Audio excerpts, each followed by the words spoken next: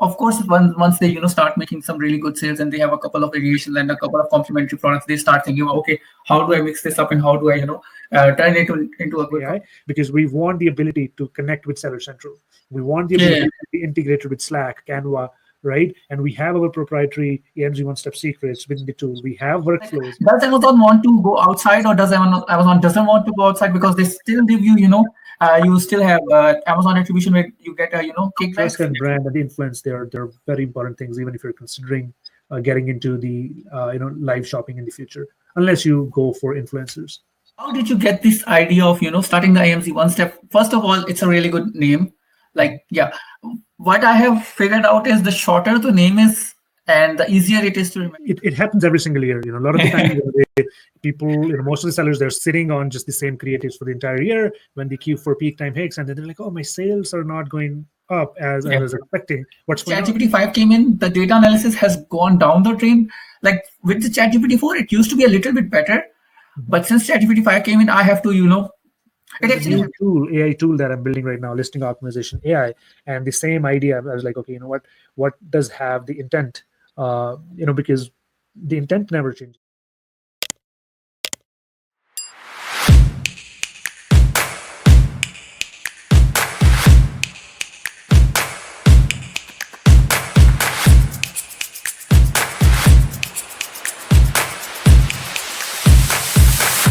Hi, Kamal. How are you? Doing pretty good, Adil. Excited to be here. Thank you so much for joining the podcast. How's your Q4 going? Q4 has been, doing well. Lots of ups and downs, lots of changes. But overall, the Q4 has been, one of the biggest, biggest times of the year, even for us, for our clients, especially, with those Black Friday, Cyber Monday deals, holidays coming in, and for the entire year, we have been preparing for this Q4. We have been preparing our listings. We're making sure our click-through rate is up to the date, making sure our conversion rate is good, making sure we have the enough inventory. So we're, everything is just, we're ready for like this Q4, and we're right in the middle of, when we're recording this, we're in the middle of Q4, and the peak season is about to come. So we're super excited for next few weeks, what it's going to look like.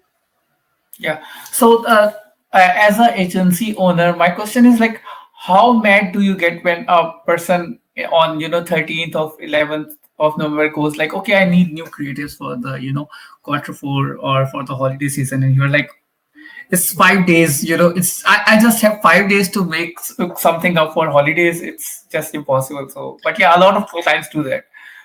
It happens every single year. A lot of the time, people, most of the sellers, they're sitting on just the same creatives for the entire year. When the Q4 peak time hits, and then they're like, oh, my sales are not going up as I was expecting. What's going on? Oh, then they realize my competitors have like new images. My competitors have, new listings, and that's when they're like, oh man, like I think I need to change my images. So it's already too late by then. But the good thing is that we can always change their main image very quickly to still get them really good push in the Q4, because the main image is the easiest part, right? So we can still quickly change that to them, and we can skip the testing part, but that is one of the areas where even if they come to us a little bit late, we can't do like full listing, but the main image is still one of the areas. If you're watching this in Q4 and you haven't optimized that, you can still change your main image to see the positive impact. You don't have to, you're too late for the secondary images for sure.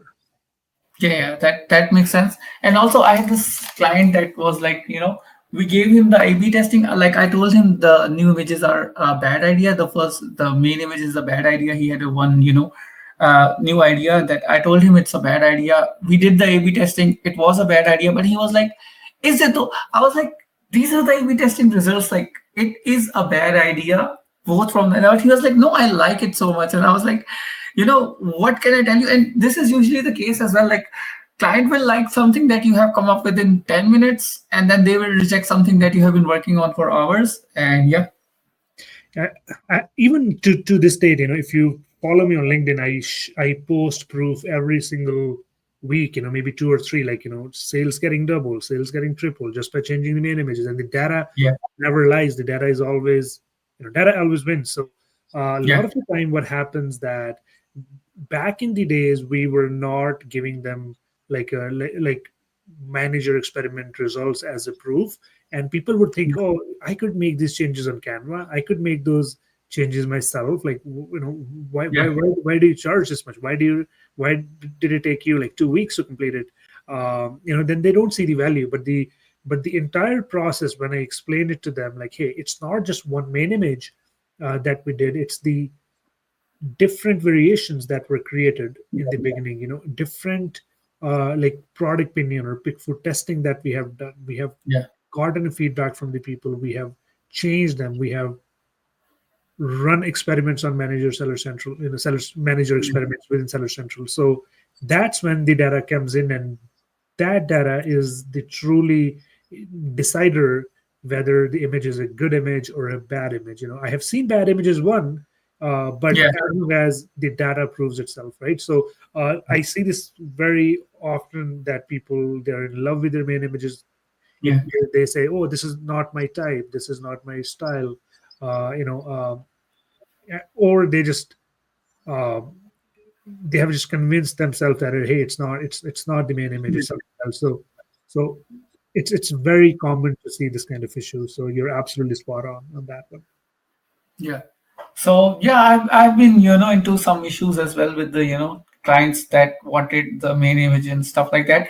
How important is the because what I've started going on with the is the the brand guideline book, and I'm like we will follow this book to the dot, and that is it. Like we don't need because yeah, it actually makes a job a lot easier when you have a set of guidelines like this is the font that we are going to use, this is the kind of colors that we are going to use, and this is the that makes on the graphic designer's part it's where it makes the job easier, and it from the manager's part as well, like okay these are the things that we are going to follow. So yeah.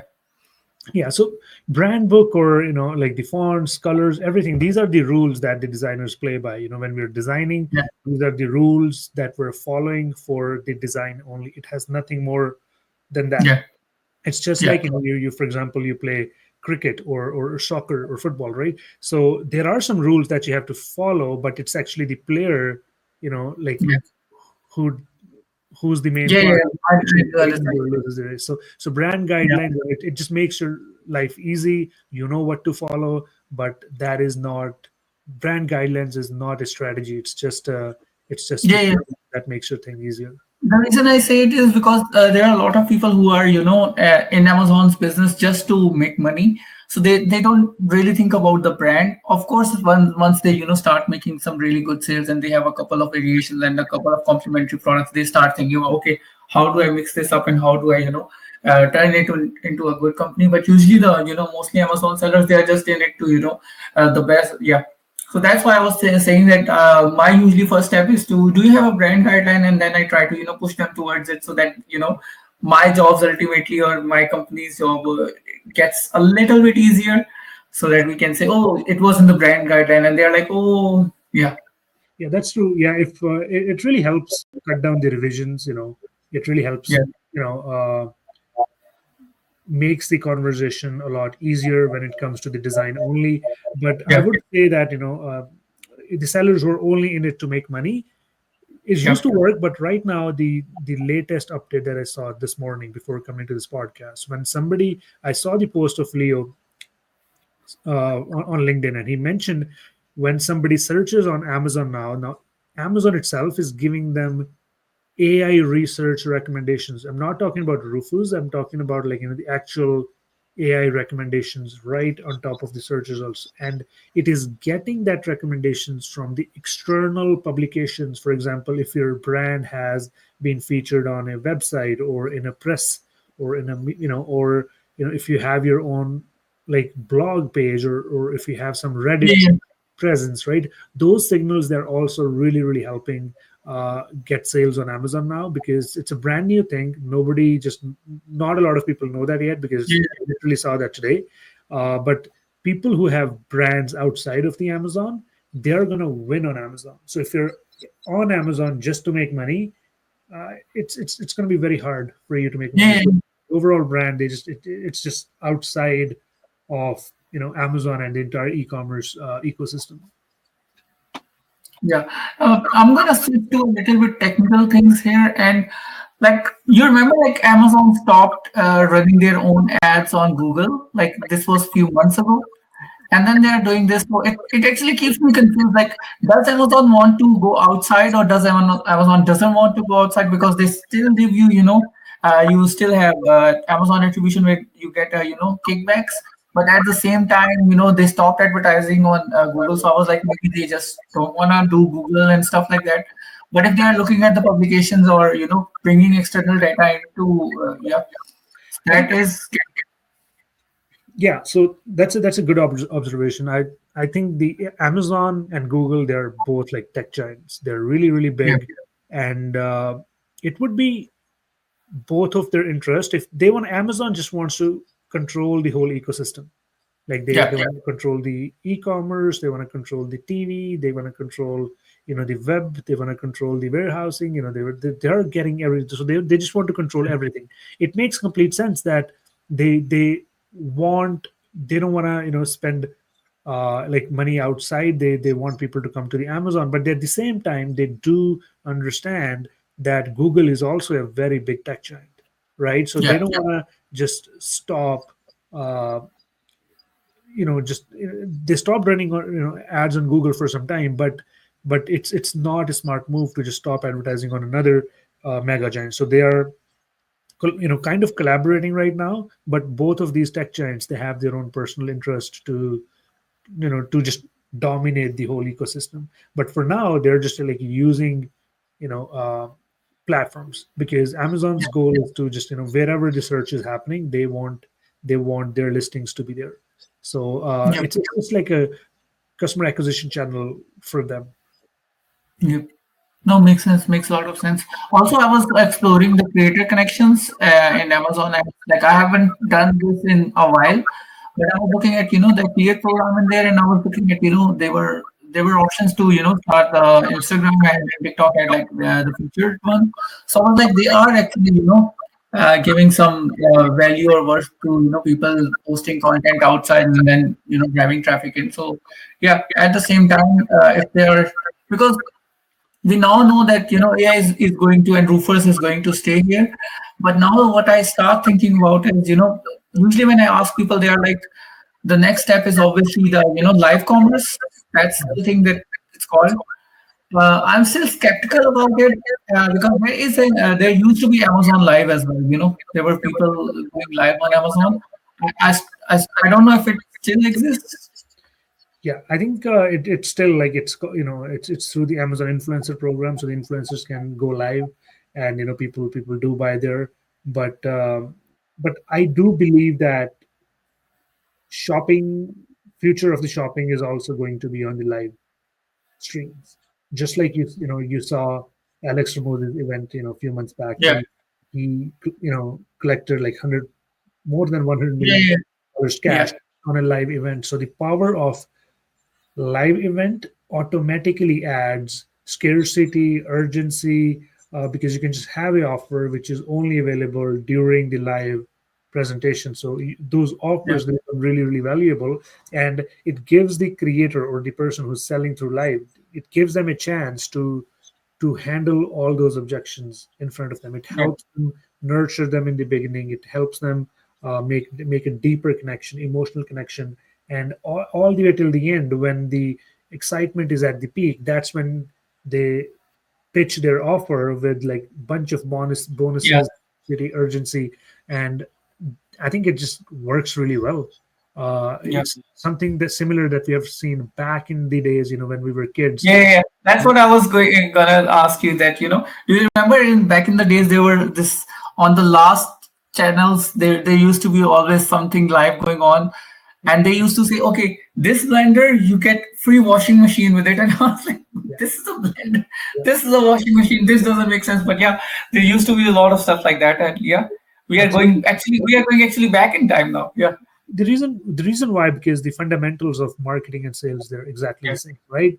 People forgot about it in the digital age, but adding urgency, giving bonuses, adding scarcity, those TV ads, those what do you call that, IV or something, those TV ads, they absolutely nailed it back in the days, and yeah, somehow people forgot about that, and now it's yeah, just coming in, instead of TV, it's coming on through live events, and the only person who's going to dominate at live events is the person who's got the audience, yeah, right? So if you need to have a personal brand, or a solid audience and some sort of influence, that you can even make an impact on the live yeah, event. If you just do the live event and your audience have no influence, uh, from you, then the live events, it's just not going to work.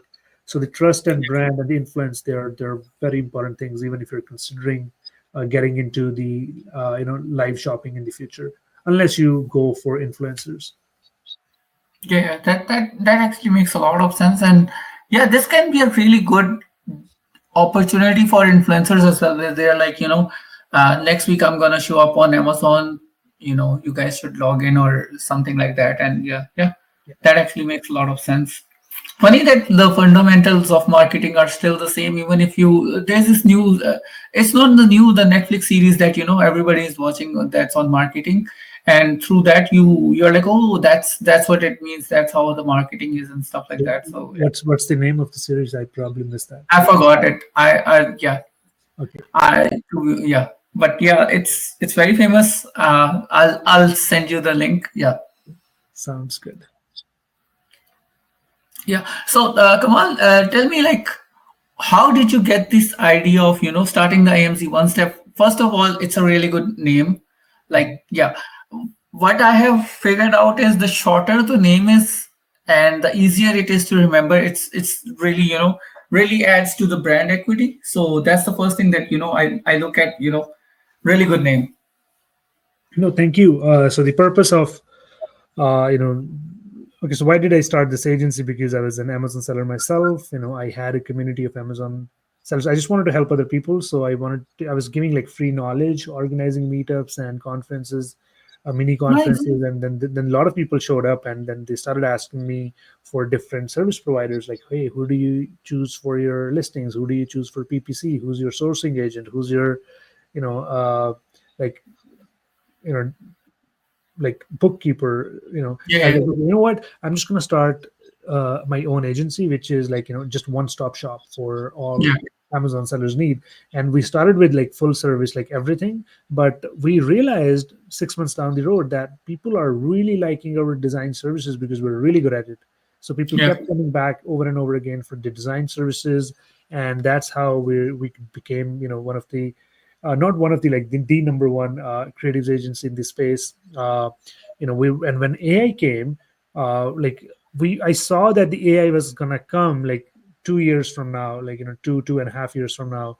I was like, okay, that's gonna be the next big thing. So what I did, I was like, okay, we're gonna not only focus on the design, we're gonna focus on the data driven creatives, where we increase people, seller sales, like through experiments, through a lot of testing. So we became a data driven creatives company, not just a design agency. So that's why you see me on LinkedIn posting like lots and lots of screenshots of before and Yeah. after. And I don't just share before and after image. I share business report screenshots. I share manager experiment screenshots. Yeah. Like, those are the data points, I share, because it's easy to share like before and after, but did it convert? Like, nobody knows that, right? So Yeah.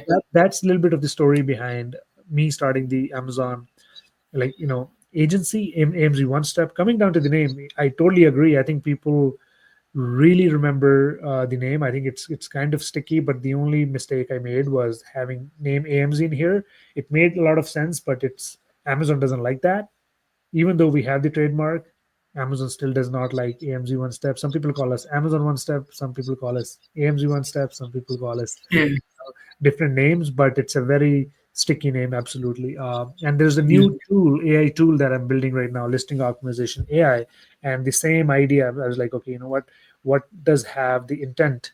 Because the intent never changes. The keywords may Yeah. change, people are gonna look for AI, listing optimization tools, and I'm just gonna name listing optimization AI.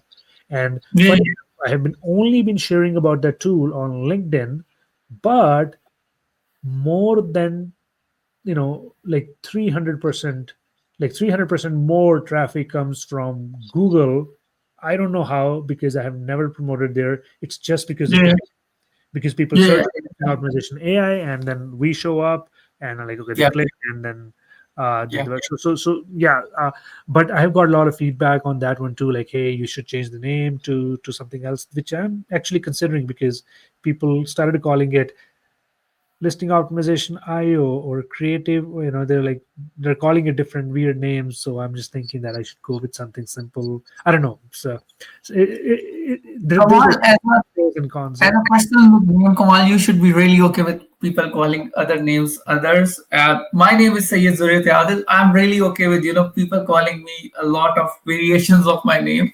So yeah, you should be okay with that. Like yeah, it's in a in a short, like, if I think about it, like a if I was only building it for myself, yes. But let's say if I want to look for investors, if I'm looking for an yeah, exit, yeah, yeah, that's where they're like, oh man, their first condition is like, oh man, this is I don't think this is a sellable. I don't think this is more sticky. I think this is too plain. I think so. Those kind yeah, of yeah. feedback that this does come in. So Uh, yeah, like if I was building it for myself, I wouldn't really care about yeah, yeah, yeah. Makes sense. Makes that kind sense. of stuff. So let's switch gears into that conversation because I was going into that conversation as well after COVID. Like, so I have been a lifelong advertiser. So the reason is I started advertising I started content at the age of 17, and then I moved into advertising at the age of 20. Yeah. And then since then I've been into advertising on all platforms. But uh, I I met this one person who was when ChatGPT launched. He made one tool. It actually helps people. It's basically an AI tool that lets you, uh, uh, you know, upload your book in it, and then it actually, you can just ask it where that chapter is from, and or reading that page and stuff like that. And he was able to sell it to some schools, and he's able to live the digital nomad life very easily. And that got me thinking that it's just one idea, one really small tool, and then sets you free. Yeah. So that kind of thing, I was, that's what I was thinking, that that's a really good thing. Like that's a really good way of thinking about business, and that's a really good thinking passive income thing.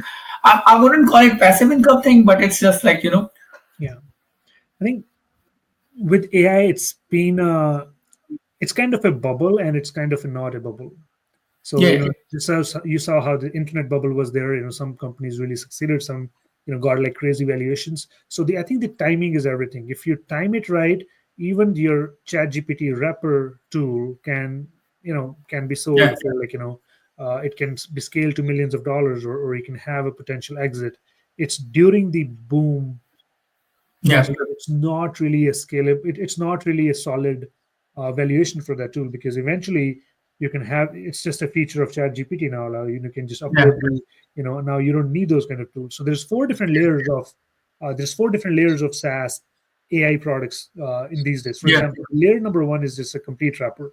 For example, it's a single prompt function. You give me something, I have AI API connected in the back, and I give you output. So it's only a wrapper. That's the surface level. That's a part of the yeah, bubble.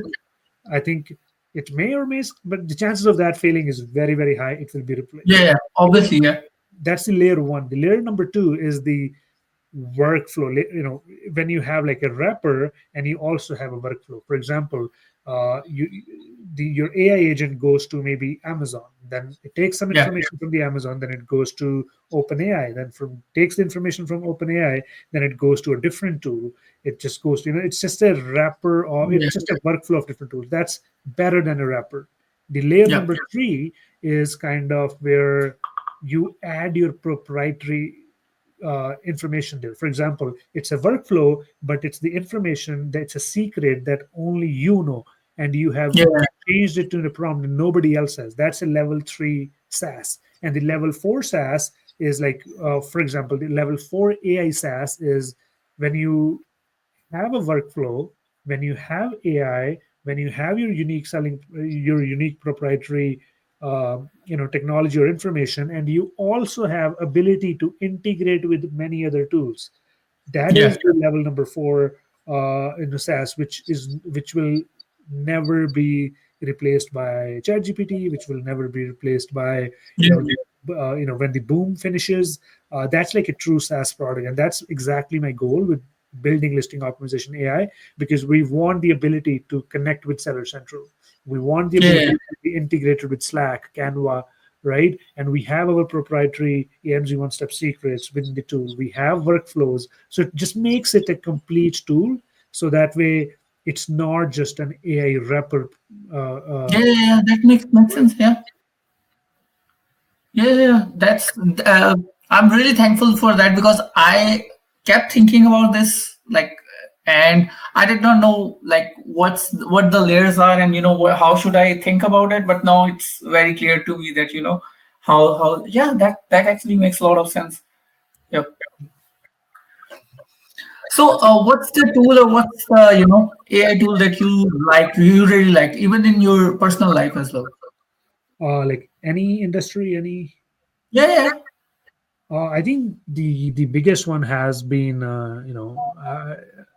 ChatGPT, OpenAI, Gemini. I think these are obviously the most impressive tools out there. But if you ask me, what are the AI enabled tools which are built off of LLM models, then I think I'm probably going to have to go with the um, there's quite a few, like maybe I really like Fixer. It's your executive assistant, personal assistant. It will categorize your emails, it will write the emails for you. All you have to do is just come and review. It's a really good, it can manage your calendar, so that one has been really really good. um, you know Fireflies in the early days, it impressed me like really well. yeah. Firefly was really good. That's also like a super handy AI tool.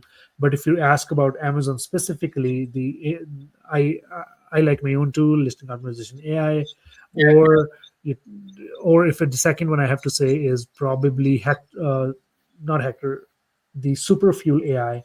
Those guys have built something amazing in terms of the Amazon space. So yeah, so I think I have given you a very comprehensive answer from Yeah, whole model yeah, to like business level and then the Amazon level.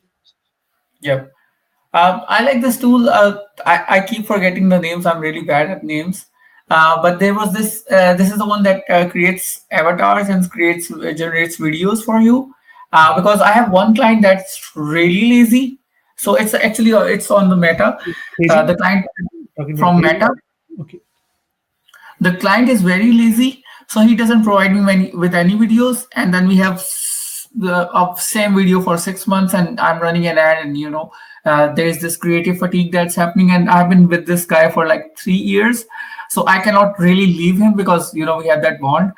And since I've as soon as it came out, I started using it, and now I'm really at peace because I can just use avatars, and then just you know it gets the job done, and that's it. That's what I need. So yeah, it That is actually made great. my life pretty easy just to get these out.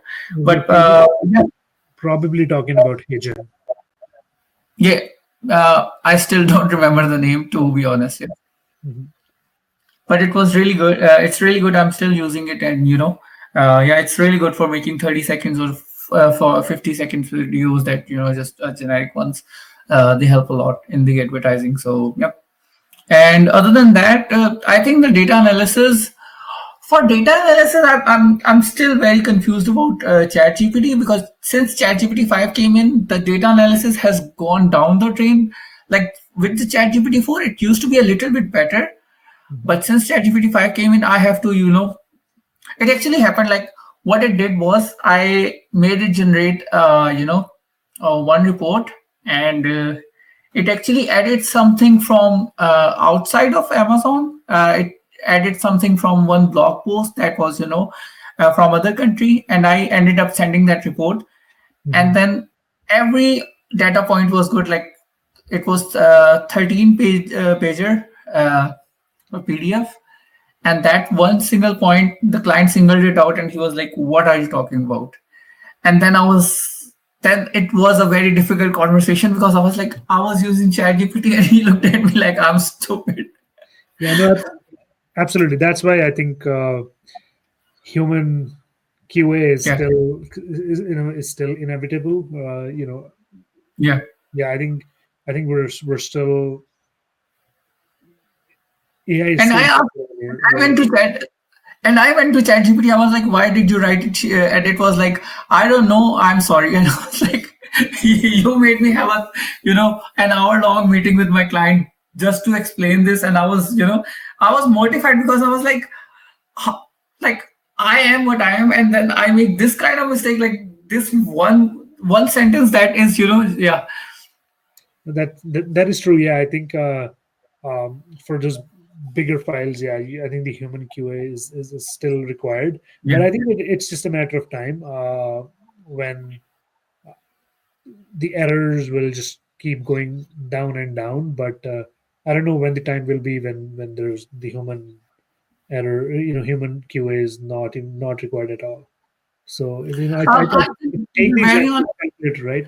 I always take the example of calculator. Like for example, if you have to uh, solve a very complicated math problem, let's say um, 1700 times 32,400 something, Yeah, would you trust a calculator or would you trust a world's best mathematician?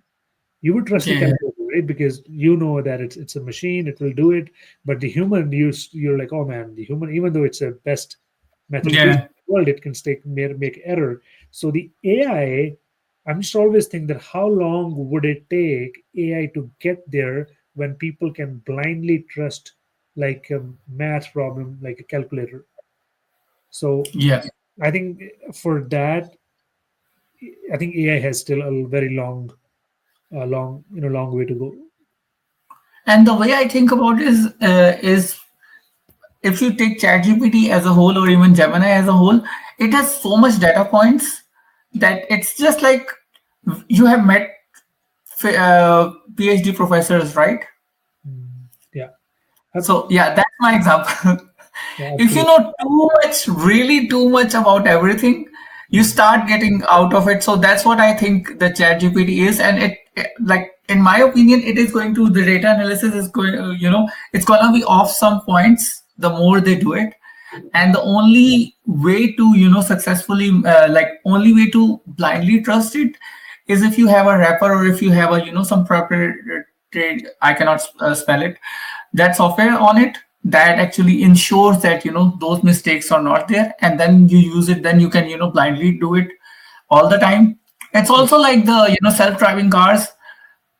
You know that, okay, the roads are being measured, the satellite system is engaged, there are like 5 different sensors on a car, but you still hold the steering wheel when you are doing that because you're like, you never know.